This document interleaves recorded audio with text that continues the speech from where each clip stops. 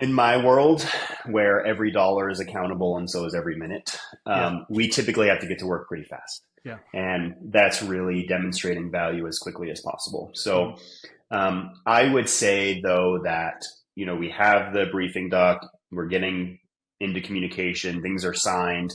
I would honestly say set expectations as clearly as possible Mhm. because you never really want a client, especially in the early days, to think back to their new marketing team that they're very excited about and they just signed. You Yeah. never want to, you never want them to think, what the heck are they doing over there? Yeah. you know, Yeah. you know. So B2B is all about relationships. And if you aren't solving for how to build new relationships or grow existing ones, then your business is pretty much going to stay stagnant or it's going to start regressing pretty quickly. So today we are going to dive deep on practical ways companies can build emotional connections with their buyers and turn their buyers into brand advocates. We're going to do that with Adam Ortman, founder and CEO of Kinetic319. Welcome to the show, Adam. Thanks, Lee. Happy to be here. Thanks so much. So I always ask my guests to just kind of give us a background on yourself, your company, so we have context to the ideas that you're going to share. Sure. Yep. My name is Adam Ortman, founder and CEO of Kinetic319. We are an ad agency that primarily focuses on all things planning, strategy, execution of campaigns, analytics, which is incredibly important to us every day, both on the digital side and on the traditional side. We also have SEO capabilities and content writing. So we are very busy in this very dynamic industry that we find ourselves in. Yeah, I can imagine. And you're on the B2C and B2B side, correct? I'm on both, yeah, Yeah. and that was something that you and I had discussed, which I'm going to provide some of my insights more so on the B2B, but a lot of the things that we talk about Yeah. today, I think could actually be translated into both. Agreed. And I always say, I'll tell my clients that you get your best ideas from B2C for B2B. Look at what B2C is doing because Yeah, they're really charged every day with this task of being creative. I mean, it's really in the messaging and the creative to get their eyeballs on their product and then get people to convert through. They're doing this digitally. Uh, they have to get creative. They have to know their stuff. They got to know their tools. Like they are modern day real marketers. B2B marketers, they tend to be more lazy because they're not called out on metrics every single day. It's more relationship building, but it's still difficult in its own right. And to the nature of our 1000%. conversation, it's all about building relationships. There is a quote that I have often quoted Sarah Blakely. I don't know if she is the original user of this quote, but Yeah. I'll quote her anyway. But she's the CEO of Spanx. Right. And she says, businesses don't do work with businesses, businesses do work with people. That's right. And that is incredibly important because inherently, at the end of the day, we're talking to people. And I Mm-hmm. think that really fits well into even the title of this session, which we're talking about the emotional appeal and emotional constraints of a relationship in the business world. But at the end of the day, we're just all people, right? We shop That's the right. same. We all have priorities and motivations, and that's really what we want to tap into when we're building healthy and lasting business relationships. Yeah, I couldn't said it better. And often I'll find myself reminding people to say, "Hey, you're a consumer too. You use that iPhone too. You go to Exactly. websites too." So it's, we are different creatures with different technology and different environments. Like the way we act on Instagram is different than how we act on LinkedIn. Um, you know, Yeah. we're kind of complex people, but we're still people. We still buy things, so we can't forget that it's not these people out there, that are somehow there's a disconnect. There's very much a connect because we're very much like those people, for the most part.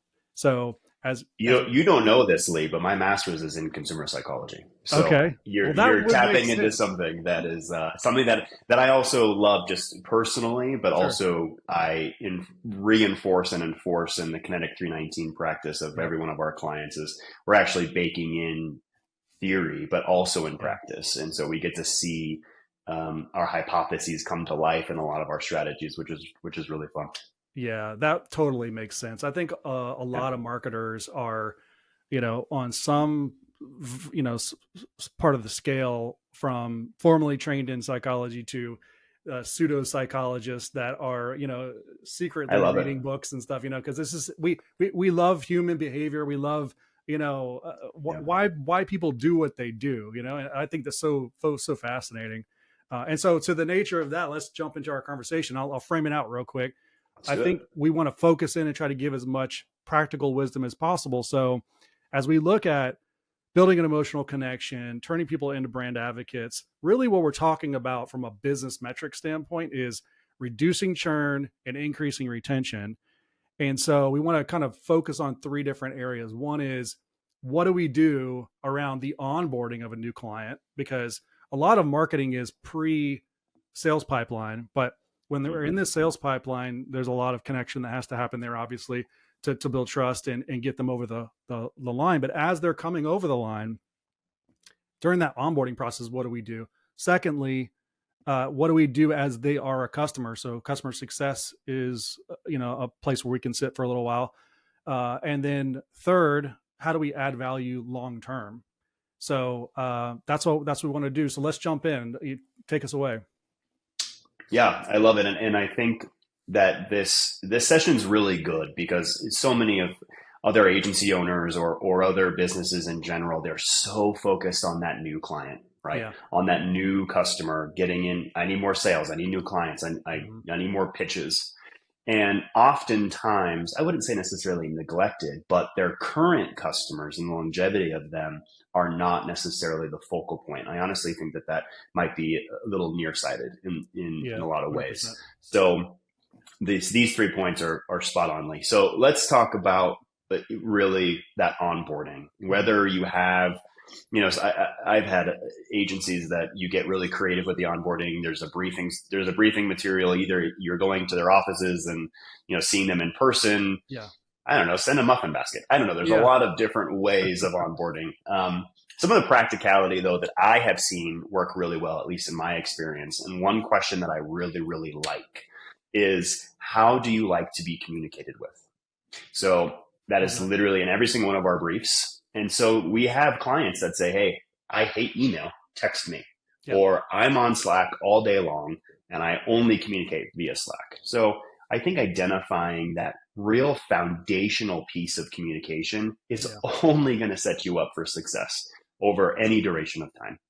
That is huge. I mean, and music to my ears, you saying that, because I think a lot of marketers are kind of back and forth into communications. My sort of training was in communications and sales. And so I know that communication is foundational for everything that we do in life and in our building our organizations. But for bringing someone on and having success, those fundamental things like what channel works best for you. And we're going to, maybe we have to make an adjustment to make that work for us internally. Most likely not, but those simple things are huge, because what it does is it's a marker, I think, almost to your brand. The trust that you've built up to that point, it's a marker to say, oh, okay, look, everything they set up to this point made themselves look really good. Now they're deploying that. Now they're actually coming through. Correct. I love that. Yeah. Communication is incredibly important. And honestly, it makes the really good conversations that much easier, but it also makes the really hard conversations that much easier, because not every day is going to be sunshine and roses. We all know that. All of your listeners know that. But understanding how to communicate and integrate yourself into your client or your customers' lives in that way to create a very positive feedback loop in regards to communication. Like I said, it's a no-brainer for me. And I think that's really overlooked. Just asking that one question on a briefing document changes the game. Yep. Love it. Yeah. That's great. So we're talking about onboarding and, agreement signed. Now we're walking through maybe a kickoff meeting and, some subsequent meetings. Are you a fan of like kind of just getting right to work? Or do you have like kind of a prolonged process of bringing someone into your ecosystem or you into theirs? What does that look like? In my world, where every dollar is accountable and so is every minute, we typically have to get to work pretty fast. Yeah. And that's really demonstrating value as quickly as possible. So I would say, though, that, we have the briefing doc. we're getting into communication, things are signed, I would honestly say set expectations as clearly as possible. Mm-hmm. Because you never really want a client, especially in the early days, to think back to their new marketing team that they're very excited about and they just signed. Yeah. You never want them to think, what the heck are they doing over there? Yeah. You know, so having that very clear, what is your first 2 weeks, first 4 weeks, first 6 weeks look like? Right. That's going to be really important, because your listeners in the audience here might be in a variety of different industries or offerings and services. So that person might not actually see tangible value until 6, 8, 3 weeks, 3 months down the road. So you're wanting to make sure that you're communicating very clearly what's going on, because not all the time will your client or your customer know what's going on behind the scenes. But we all know that your overhead and your resources are very much so working away. Yeah, I think about this in terms of leading the client. So you can't expect them to just know what you know, even down to the point of communication.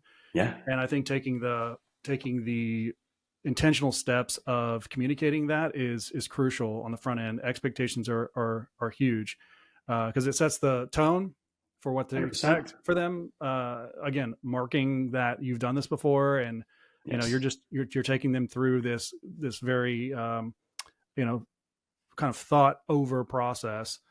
I think that's key. Yeah. We use internally Asana. We're obsessed with Asana. So this is not a plug by Asana. They're not telling me to call them out, but basically any type of onboarding that we have a template. So any time a new client is signed, we literally launch that template, tweak it a little bit to get tailored to their business or their specific tech stack or whatever it is. And it takes out the legwork in those first days where you're trying to get your team synced up and kicked off internally.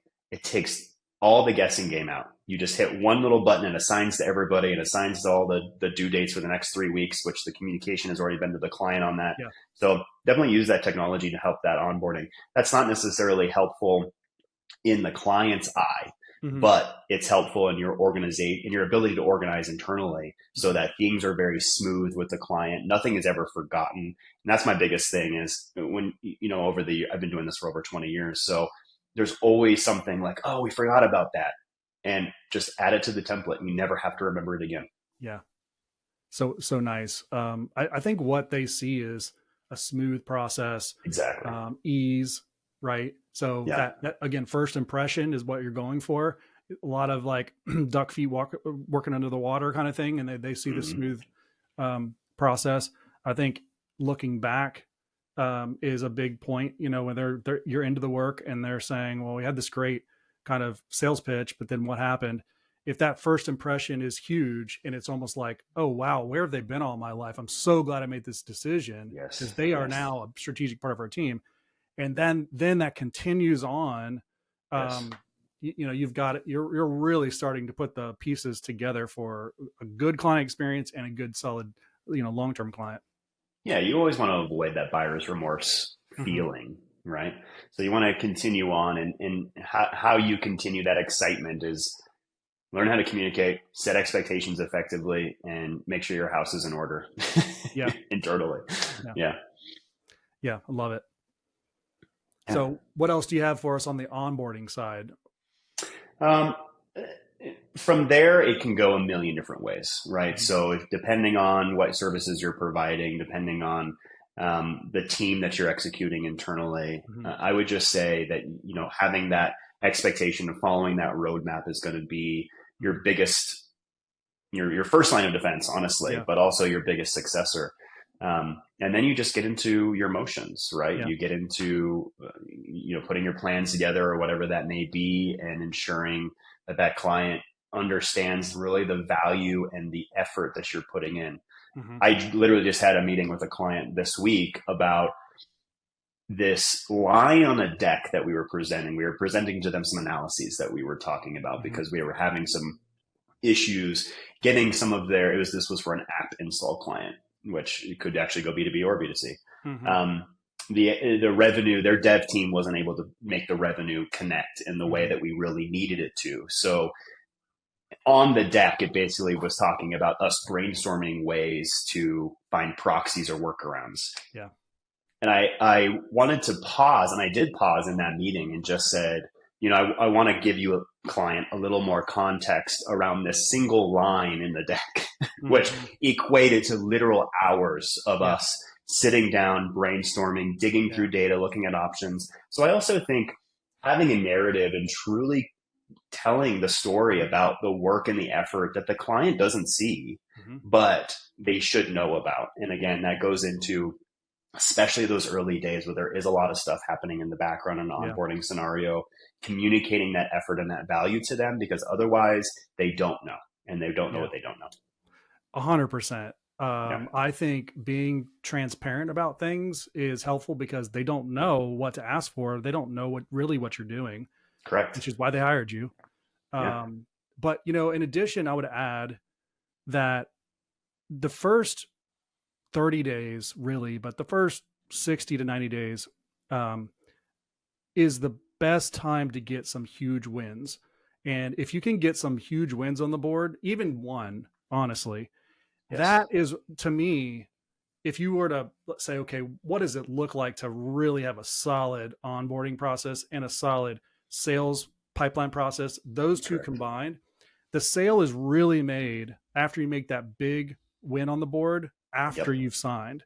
Because I think for work with a lot of CEOs, I think for CEOs, they're in it to make the decision. They make the decision and then they move on to the next project. What helps them to really move on to that next project and put out the new fire or whatever it is they're doing is Yeah, to see that it's working. And if they have that one big win from you, it's proven that they made a good decision. The money's well invested. Now they can move on. And then they sometimes won't even look at it again for a long time, depending on what it is. And they'll give it to their team because they know that you can be trusted. But if there's correct. no wins for a little while, even if the expectation's set that it's going to be a long time, it's almost like that over deliver under promise type of thing where Yeah. if it's 3 months, the expectation, 4 months, but you can in the first 20 days turn around something that they were delighted. Oh, I didn't really even think that we'd have this quickly, but you knew that Surprise you and might delight be is a able big to. part of that. Surprise and delight, and it also Yeah. makes usually your direct point of contact on the client side look really good. 100%. Yeah. Yeah. I think And at that the end of the day, that's really what we're all doing. that's the real At sale the end of right the there. day. You know, Yeah. Yeah. is It's getting true. over the signature and getting that first win. That's your real first. That's the actual sale. Yeah. Now you've bought yourself some time with that organization to Yeah. really get embedded and really start working. Okay, so now let's move to that next stage. You're working with a client Hard mode. and it's been over, let's say, at least 90 days. We'll say for most B2B is longer term relationships. So over 6 months, we're looking into that full year. How do you approach client work to keep it alive? Yeah. There's three real main points that I wanted to bring up in this area that I have seen a lot of success in. And the first one is really about me and my role. And as the CEO, you cannot be in the day to day of every meeting of every client. You can't, at least in agencies of my size. Right. So what I will say though is stay present, even Mm-hmm. if that is one meeting every 2 weeks or just sit in on a meeting once a Mm-hmm. month, whatever that is. So many owners and CEOs and agencies, they sign the client and then they go crickets Yep. for the rest of the time. And the only time that that person is seen again is when there's a problem. And that's never really a good relationship for that Right. person to take part in. So I would say have leadership, be present, sit in on meetings, and don't go black screen, right? If you're on virtual meetings, don't just sit in the background on black screen. Engage with the client, Mm-hmm. have a general understanding of their business. What is the performance that they're seeing? What are their goals, so that Mm-hmm. you can engage. So be present is something that I would definitely recommend. I like that. That's like, what is it worth for your time to be part of a meeting once a month, once every 2 weeks on various Yeah, clients? yeah, What's that worth? It's probably worth whatever upsell you're going to be looking at. It's probably worth that percentage increase at the time of the renewal. It's probably worth all of that. all of your clients want to be treated as if they are your only client. Mm-hmm. So always remember that. And treat them accordingly to the best of your ability and be present. Absolutely. Yeah. The second one is survey your clients. Yep. Survey them. Survey them. We do it every 6 months. We do it in the spring. We do it in the fall. And why this is really important is because we ask them a single question, which I've done this at other agencies as well, which is how, would you recommend us to a friend or colleague? 1 through 10. It's actually 1 through 9 because I forced them to choose a side. There's some psychology surveying for you. So would you recommend us? And that allows us to have a very quick and easy way to say, okay, what's the temperature on this client? That also gives you the opportunity to say, hey, you have 5 more minutes. And so in that 5 more minutes, we have an expanded survey that we send to our clients that is, how is your reporting? How is your client success manager? How is the performance that you're seeing? So it allows us to dig a little bit further in if they choose to do so. That is incredibly important because it fuels so many things.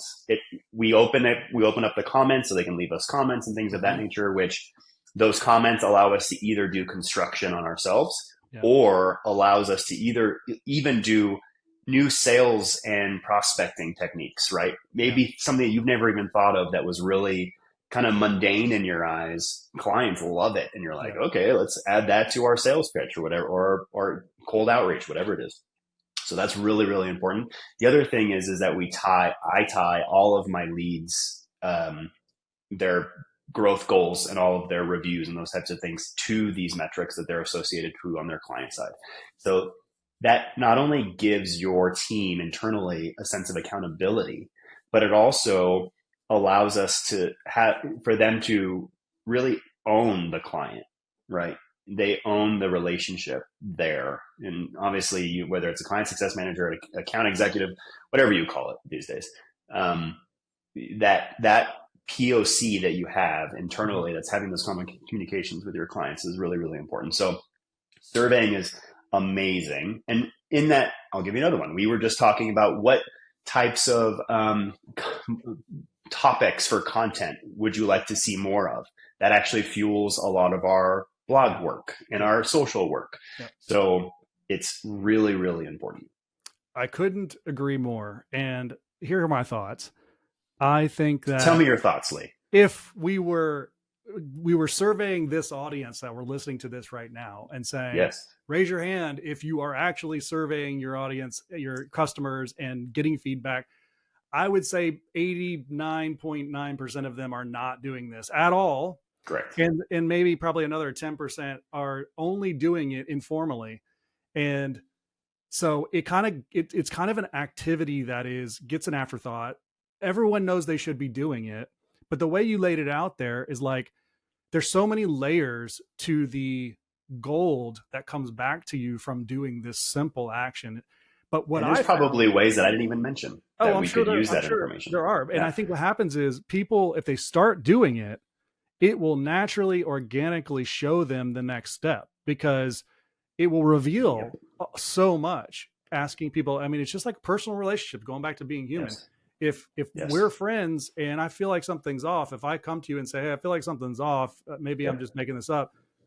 You dispel a lot of rumors, you dispel a lot of like dissension that could happen, years of not talking, all this stuff by just asking a simple question. And then they may say, oh no, everything's fine. And then great, you move on with your life and things are good. But here's the nugget I think I found in what you said. It was at the very beginning, is that you scheduled it. That right there is like, okay, well, we know we need to do this. Okay, well, let's first get a simple, May and November. Make it simple. May 15th, November 15th. That's when this comes around. That's exactly what I do. Accountability. You said 2 times a year. I mean, it doesn't get much simpler than that. No. And if you schedule it, then you have to look at it in your calendar and you have to reconcile, okay, are we actually going to do this? Yes, we're going to do it. And then you get so much from it that you're excited the next time it comes around. Yes. 1000% yes. And honestly, it's not a daunting task. So if you're using, Microsoft Office tools, like we're in the Microsoft Enterprise Suite, you use Forms, which is a free tool. You literally just create a quick survey form and you send the link to your clients and they fill it out. I will say the follow-up is a little annoying, right? You're trying to get people to fill this out and show its value. Yeah. That's some strategies that you can work with your internal teams to emphasize the importance of it. Yeah. But it's easy. If we're talking about juice versus squeeze here, Yeah. Tons of juice. So much juice. Yeah. So much juice. Yeah. And the client feels heard. And I think that that's another huge aspect of this, is that we're giving them the space and the opportunity for their voices to be heard. Yes. And I even say, it goes directly to the CEO, goes directly to me. So their teams don't necessarily see exactly what it is. Yeah. So I read every single one and I respond to every single one. That's awesome. And I think that's also really important. Yeah. Okay. So I think about things visually, and I'm sure I have this mapped out somewhere in a visual, but I think that marketers are really good at looking at the funnel, and salespeople are really good at trying to close a sale. They have trouble communicating, which is, I don't know why. It's so dumb. They should all get together and map that out. But what would make that easier, I think, is if if you looked at the whole company and you said, let's look at this as a lifetime value as the client, right? Yeah. And said, what do we need to do to get eyeballs on our company for the very first time, all the way through the touch points to, it's just, this is a point in time that they will have to churn. There's attrition. Their business is changing. They got sold. Something happened that wasn't of our account, but this is what's going to happen at some point. The total life, birth to death. If you map that out visually and say, let's put on this map every touch point that we know currently we're engaging with a potential client. And now we want to make it our work to go deep on building relationships all the way through. What you're talking about at this stage is re-engaging clients as clients, post-sale and post kind of initial wins. But it's engagement. Again, we should be engaging all the way through. It's our job to lead the client to success. And I think that points to this sort of last piece of adding long-term value, right? Correct. I mean, don't want to. But Lee, I have one more for re-engagement. Oh, do you? Okay. Well, I promised 3, and I don't want to be a liar. And that is really know your client's business well enough to have open conversations with other departments. Yes. And this leads to a natural upsell scenario for you as an agency or you as a business and the end client. So I have been in so many conversations where, we're in the marketing world and we don't get to talk to IT. We don't really get to talk to, other product departments, those types of things. Push for those meetings. I will bet that 80% of the time you'll get a meeting, right? Yeah. One of our process in the onboarding, one of the steps in the onboarding process is we have their sales team pitch us the sales pitch, because then we get to understand. But then we have some contacts to the sales team. That's huge. Wow. And we also have, hey, we're going to be putting some pixels on your site. Let me talk to the IT team. Let me talk to the dev team. That also helps us, if we're coming on for media, if we're doing traditional digital, whatever it may be, how do I get in and have the SEO conversation, right? That's important to me as an agency that's looking to make this engagement more robust. So don't feel that you're kind of pigeonholed into those conversations. Open up your breadth within the company. Obviously, in a respectful manner. Sure. But I think that gets to your linear point that you were just painting out on that life cycle of a client, or that LTV, that middle bit. There's a lot of opportunity there to have really interesting conversations and engagements with your client, even outside of the scope that you're currently signed for. Yeah, that's sort of like this expanding mentality, taken to a different level. Yeah. And I think what comes from that, my initial reaction is that you find new problems to solve, you find new opportunities that are kind of natural upsells or cross sells, and then you find the people who are the champions to help you to sell those things. Because if you're talking to IT, you're talking to sales, you're talking to these other departments, they're going to like, oh yeah, we could totally use that, and they're going to sell it through. And they don't know what they don't know, right? They don't know that you may have that capability or that you have that service. And by bundling it with your other services, you might get a discount, those types of things that you can start adding to. And honestly, this conversation goes to our last point of this session, which is adding long-term value, where you're able to maybe bolt on some other services that helps the client in new ways that they didn't even think about. Yeah, 100%. And it benefits everyone in the room. I mean, you're assuming you're brought in some form or fashion by leadership, VP, Yes. even maybe CEO. Yeah. Now you've been given the trust because you've had the wins to the team. You're working really well with the team, over communicating, setting expectations. You're expanding into other team member, other teams where available, where possible. Yes. You're really becoming a strategic partner. This is what we try to do. I mean, I know a lot of people throw that term around and they don't fulfill it, but that's what it really looks like. That's what a strategic partnership looks like, is someone who knows the business as well as their top people and can communicate value through the lens of what you're doing, for them. I mean, you're not fully in their business, so there is a stopping point somewhere, but I think that stopping point is sort of vague. Yeah. I mean, invite me to the Christmas party. Right. I know. I mean, I'll show up with good gifts, Absolutely. Absolutely. I would. Yeah. That's really important. And honestly, you get to have really, really good conversations. And I think one of our taglines at Kinetic is, we want to know your business better than any other agency team. And these are some examples. These are some examples that I'm giving in our practical onboarding process or our practical operations that helps us get there. Yeah. Love that. Yeah. That's a huge, again, going back to the idea of a brand marker, that's a huge brand marker, because I don't see any other agencies saying that. And to say that, you're going to have thought through it. I agree. I'm still thinking through it. I'm still, that's one of those things that it will never be finished. It's kind of like your website, right? Yeah. Your brand will continue to evolve. You'll continue to change. You'll continue to see what's working, what's not, and continue to pivot. But yeah, it's really, really important. And I think the last point that I want to bring up in our 3 points here on the adding value and going and still being that very close, collaborative, strategic partner. And something that I see in the space is understand what the client really wants or really needs. Because when you're looking at your performance, let's just say you are a marketing agency and you're throwing leads at them all day, every day, but are the leads paying the bills? So always, wherever you can, close the loop in your reporting. Because you want to ensure that the efforts that you are doing are actually driving revenue and profitability at the very end of the process. And there are so many groups that, honestly, I don't know how some groups can get away with just getting impressions and clicks these days on the digital side. Yeah. Some of those groups exist, and there's other groups that say, "Hey, we're just giving you leads, and I'm giving you leads all day long, and that's my KPI." But at the end of the day, the business is a business, and it has bills to pay, and it has overhead, and it has objectives and goals. So tying your efforts to the client's bottom line will inherently drive long-term value for the client. Yes. And in other industries, it's just looking at impact. Working. Absolutely. Impact. Yeah, absolutely.